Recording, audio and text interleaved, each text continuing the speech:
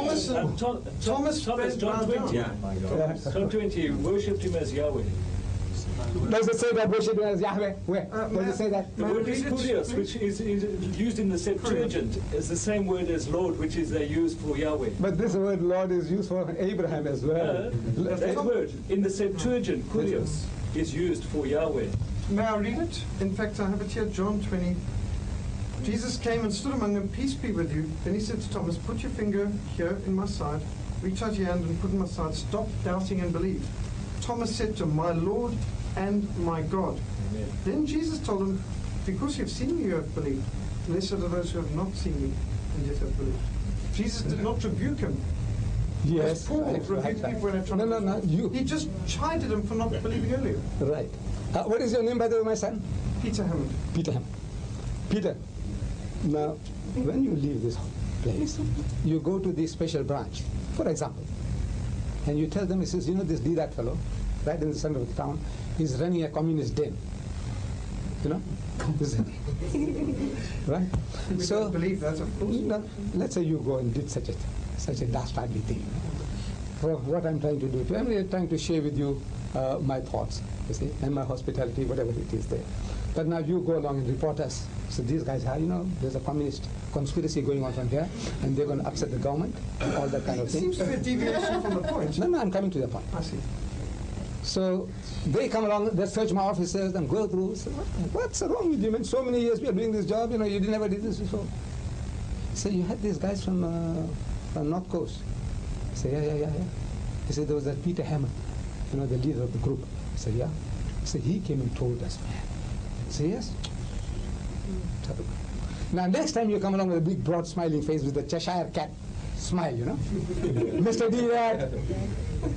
I says, Peter, my God, what a damn thing, you know, you did. You know? Peter, my God. Peter, my God.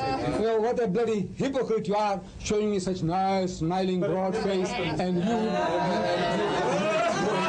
like that. So, Lazarus. You see, the first meeting, the first time that Jesus comes to that upper room, Lazarus was not there. The first meeting, the first time he came, he wasn't there. Thomas wasn't there. I'm sorry, Thomas wasn't there. So, after Jesus has departed, the other disciples must have met Thomas and said, man, the master was here with us. He was here with us. And you know, he had broiled fish and honeycomb with us. He's the same Jesus, man. We felt him. Because he said, behold my hands and my feet, that it is I myself. Say, handle me and see, for a spirit has no flesh and bones, as you see me have. And we felt him, and we believed not for joy, and wondered, man, what happened? And he said, have you here any meat, something to eat? And we gave him a piece of broiled fish and a honeycomb, and he took it, and he ate. Thomas says, no, I can't believe all these fairy tales. See, except I put my finger into the print of the nails and put my hand into his side to feel the wound. I will not believe.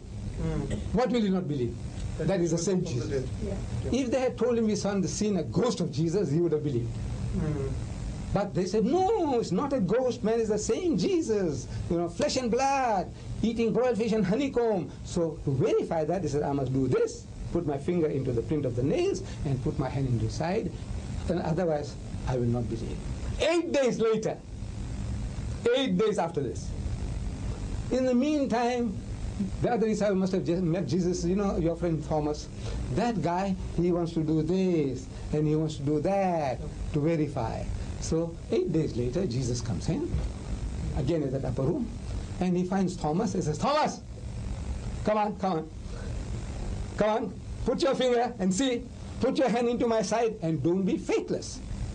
The guy says, what a bloody fool I was, man. All the 10 disciples are testifying that he was here. He's alive. He ate broiled fish and honeycomb. And I said, I must do this and I must do that. He said, my God, my Lord, what a disgust. We hear what you're saying, but I'm sorry. Could I just ask? I feel we may have got off our point. We, of course, came here today to hear about Islam. And what we're hearing about is Christianity. You, my brothers and sisters, you gave me no chance. I'm sorry. But do you recall... You didn't even give me a chance for a glass of water. But Mr. Deedat, we do want to hear more about Islam. And we did ask questions such as the issue of persecution of Christians by Muslims. We did ask, I think the most important issue we asked, if I could have confirmation, was that how are we to know that the revelation given to Muhammad was not one of those revelations we are warned about as being from false prophets, angels, Satan in the guise of an angel of light? How are we to know what confirmation, how are we to know that the revelation of the Quran is fully consistent with the revelation given through Jesus and Moses, consistent with the Bible, and that this is something that we can believe? We say consistent with God's word. Yes. Whatever God had inspired through the prophets, Yes. that this is a continuation of that.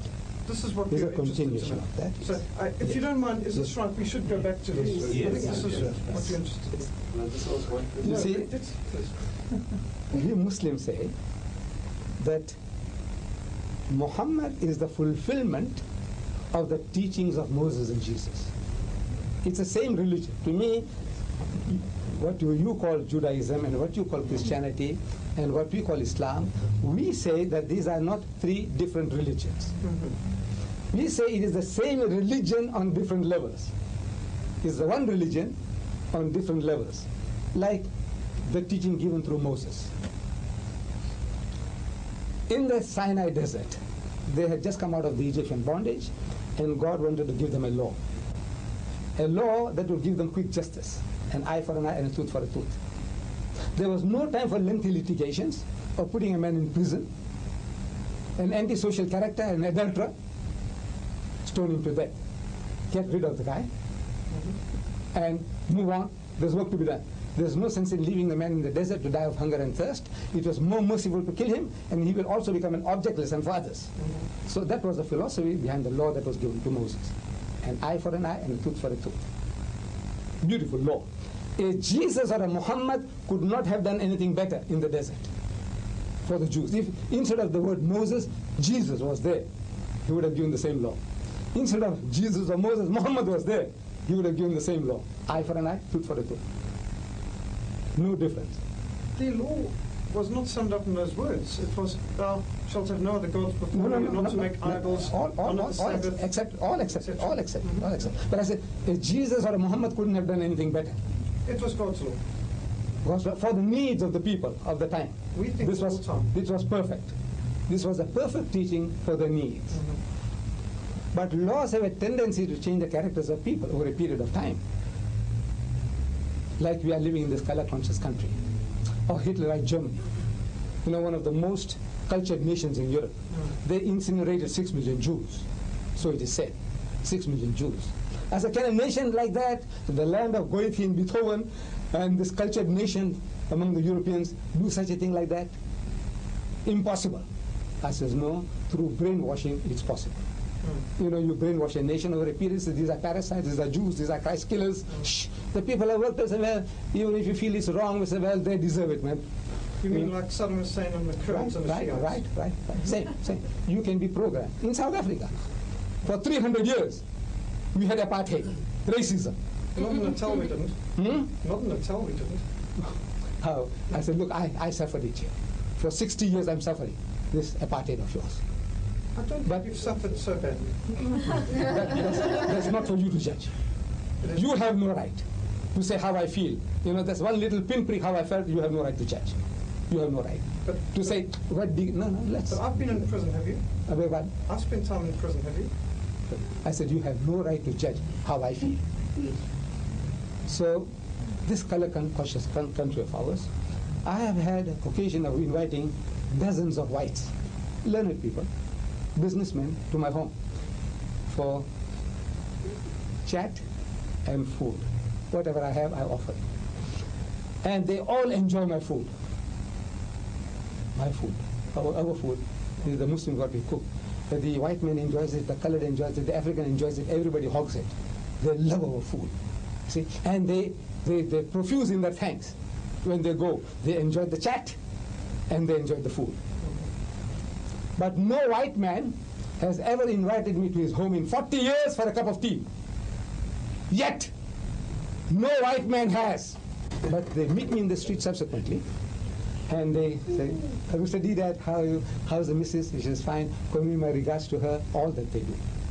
But no white man has invited me to his house for a cup of tea. Is this something to do with race or something to do with religion? That's what I explained. Is this religion or is it race? I doubt it. No, let me give you my experience. And if you want to say, look, you're a liar, it's okay.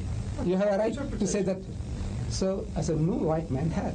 So I want to know why. So I meet, talk to you like friend to friend. I said, look, don't you people know such a thing as reciprocation? I said, yes. Don't you reciprocate among yourselves? I said, yes. Then how is it that you don't reciprocate to me?